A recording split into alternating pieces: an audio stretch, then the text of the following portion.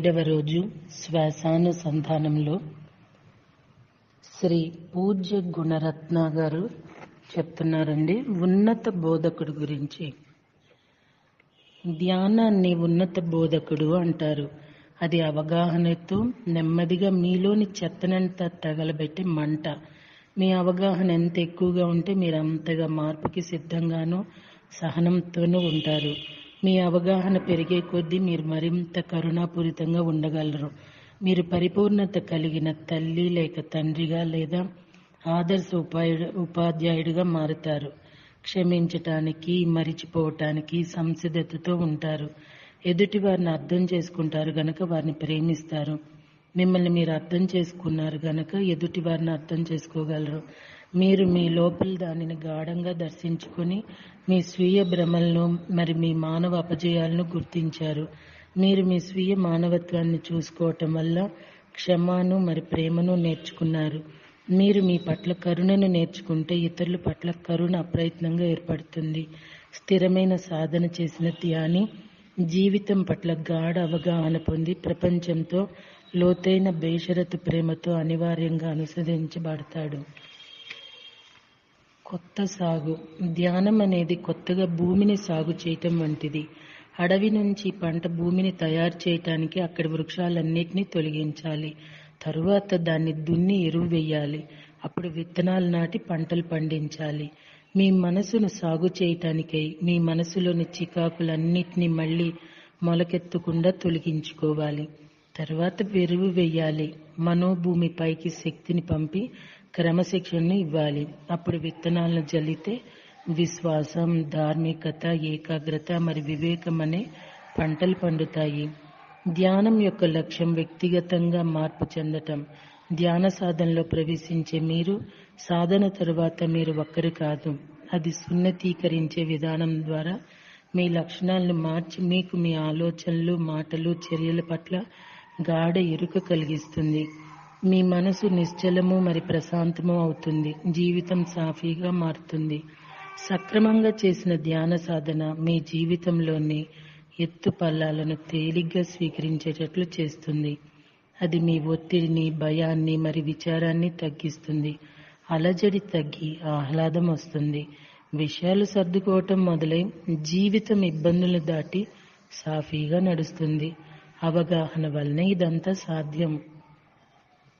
ధ్యానం మీ ఏకాగ్రతకు, ఆలోచన శక్తికి పదును పెడుతుంది. ఒక్కొక్కటిగా మీ సుప్త చైతన్య లక్ష్యాలు మీకు స్పష్టమవుతాయి. అంతరావబోధ సున్నితమవుతుంది. ఆలోచనలో స్పష్టత పెరిగి విషయాలను ఏ అతిశయం, భ్రమ లేకుండా యథాతథంగా తెలుసుకోగల జ్ఞానం వస్తుంది. ధ్యానం సరిగా చేసే విధానం నేర్చుకుని చెయ్యండి. మిమ్మల్ని మీరు చూసి తెలుసుకోండి. ఇది breath sweeps mind Jean Smith edit చేసిన చక్కటి జ్ఞానం అండి. ఈయన ఇంకొక ఆయన దిచ్ నాట్ హన్. ఈయనేం చెప్తున్నాడంటే జాగరూకతయే కీలకం.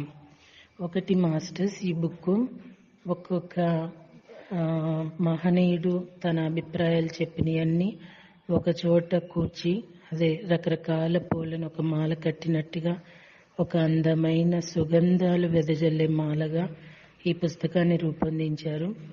సో అంటే ఒక అభిప్రాయానికి భిన్న అభిప్రాయాలు ఎలా ఉంటాయి ఏంటి అని ఎక్కడెక్కడో వెతుక్కోకుండా ఈ బుక్ అనే డిక్షనరీ చాలేమో కదండి. Right masters? జాగరూకతయే కీలకం. జాగరూకతయే కీలకం. జాగరూకత అనేది అన్ని విషయాలు చర్యలపై కాంతిని ప్రసరించి చర్యల ఏకాగ్రత శక్తి ఉత్పన్నం చేసి గాఢ అంతర్దృష్టిని, ఎరుకను తీసుకువస్తుంది. బుద్ధ సాధనలన్నిటికీ ఆధారం జాగరూకతయే. ఇది విడిపడవలసిన స్థానం. నేను జాగరూకత లేకుండా మరుపులో నివసిస్తే ఆల్బర్ట్ కామస్ తన నవల్లో చెప్పినట్లు మరణించిన వ్యక్తిలా జీవిస్తున్నట్లు పురాతన జెన్ మాస్టర్లు మనం మరుపులో జీవిస్తే కలలో మరణిస్తామని చెప్పేవారు. మనలో ఎంతోమంది మరణించిన వారి వల్ల జీవిస్తున్నాము. ముందుగా మనం చేయవలసింది జీవితంలోకి తిరిగి రావటం. మెలకువతో మనం చేసే ప్రతి పనిలో జాగరూకతతో ఉండటం. మనం తినేటప్పుడు, తాగేటప్పుడు, ధ్యానానికి కూర్చునేటప్పుడు ఎరుకతో ఉన్నామా లేదా, మరుపులో జీవిస్తూ సమయం వృధా చేస్తున్నామా? జాగరూకత ఇప్పుడు మనం చేస్తున్న దానిపై దృష్టి నిలిపి ఉంచుతుంది.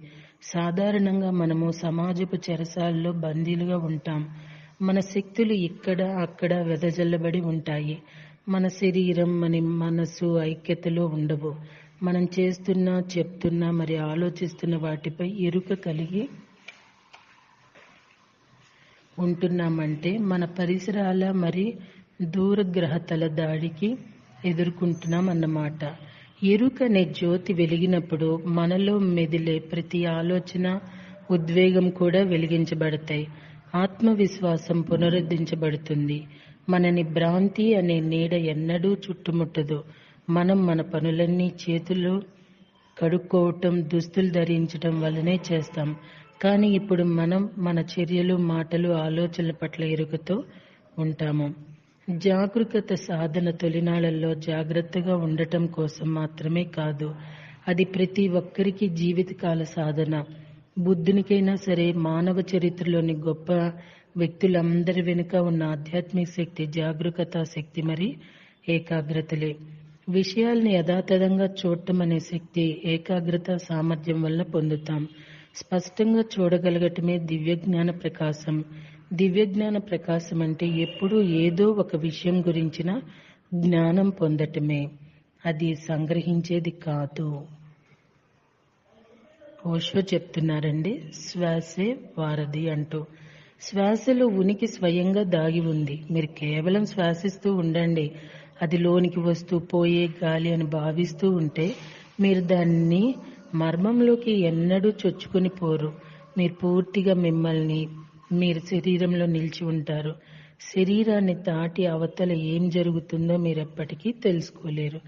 మీరు మీ శ్వాసను అర్థం చేసుకుని ఉపయోగించే ప్రయత్నం చేయకపోతే మీరు ధ్యానంలోకి ప్రవేశించలేరు. మీ సచేతనతకు అచేతనకు మధ్య వారధి శ్వాస. అచేతనత మీ శ్వాస లయను మార్చుతూ ఉంటుంది. మీరు ఆ లయ పట్ల, దాని నిరంతర మార్పుల పట్ల ఎరుక పొందితే మీరు మీ అచేతన మూలాల పట్ల, అచేతనత్వం చేస్తున్న దాని పట్ల ఎరుక పొందుతారు. జాగరూకతతో శ్వాసించండి.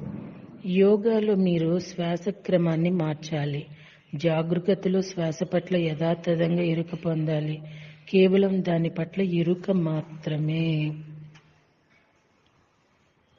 మీరు శ్వాస పట్ల ఎరుక పొందితే మీ ఆలోచన విధానం పట్ల ఎరుక పొందుతారు. లేనట్లయితే పొందరు. ఎవరైనా శ్వాస నుంచి ఆరంభించాలి తప్ప ఆలోచన విధానం నుంచి కాదు. మీరు శ్వాస యొక్క సూక్ష్మ చలనాలను అనుభూతి చెందగలిగినప్పుడు మాత్రమే మీరు ఆలోచన యొక్క సూక్ష్మ చలనాలను అనుమతి చెందగలరు. కేవలం శ్వాసను గమనించండి. లోనికి వస్తున్న శ్వాసను, బయటకు వెళ్తున్న శ్వాసను. అలానేండి జోసెఫ్ గోల్డ్స్టీన్ అన్న సంసిద్ధత, సమత్వం, అన్వేషణ అంటూ చెప్తున్నారు. మూసి ఉన్న దానిని తెరవటం.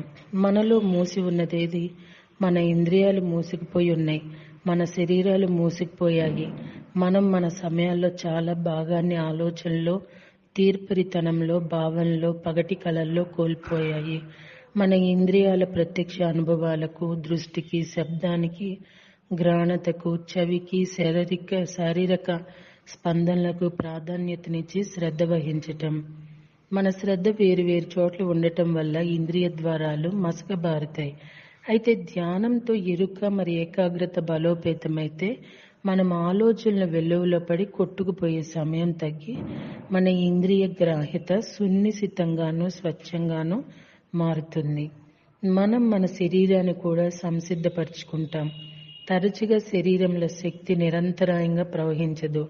కానీ మన ఎరుకను అంతరంలోకి మరల్చినప్పుడు మనలో పేరుకున్న ఒత్తిడులను, చిక్కుముళ్లను, నిలిపి ఉంచుకున్న విషయాలను ఎంతో స్పష్టంగానూ సన్నిహితంగానూ అనుభూతి చెందుతాం. మనం భిన్న విధాలైన అనేకమైన బాధాకర అనుభవాలను పొంది ఉంటాం. ఈ అసౌకర్య బాధాకర అనుభవాలను చేరువేసి అనుసంధించటం అనేది ధ్యానంలో ముఖ్య భాగం. మన ధ్యాన సాధన పెంపొందుతున్న మొట్టమొదటిలో తెరుచుకునేది అదే. మనం అనుభవించే బాధల్లో ఒకటి ఆప్యాయ చిహ్నం. మనం మంటల్లో వేలు పెడితే కాలటం మొదలై చేతికి వెనక్కు లాక్కు అన్న సందేశం ఇస్తుంది. మరొక రకమైన బాధ ధర్మ బాధ. ఇవి శరీరంలో పేరుకుపోయిన బాధాకర స్పందనలు. ఆ ఒత్తిడులు, చిక్కుముళ్ళు మనలో నిలిచి ఉన్న విషయాలు నిరంతరం మనం మోస్తూ ఉంటాం. కానీ మన మనస్సులు వక్రీకరించబడి భిన్నంగా ఉండటం వల్ల మనకు వాటి పట్ల ఎరుక లేదు. మన సాధనలో ఎదురయ్యే బాధాకర స్పందనలు పరిష్కరించటం నేర్చుకోవటం ఎంతో ముఖ్యం. అది గాఢ అవగాహన స్థాయిల ద్వారం. ఇంకో ముఖ్యమైన సంగతి ఏంటంటే ఈ బాధాకర అనుభవాల పట్ల ఎరుక పొందటం అనేది గాఢ శ్రద్ధకు చిహ్నం. సాధనలో మొదటి అంశాన్ని ఆ విధంగా మూసి ఉన్న వాటిని వెలికి తేవటం ద్వారా ఆరంభిస్తాం. ఈ అనుభవానికి సంసిద్ధపడటం అనేది సాధనలోని రెండవ అంశానికి ప్రతిస్పందించే దానిని సమత్వంలోకి తేవటం అనే దానికి పునాది. రేపు ప్రతిస్పందన యొక్క సమత్వం గురించి తెలుసుకుందామా అండి. Thank you.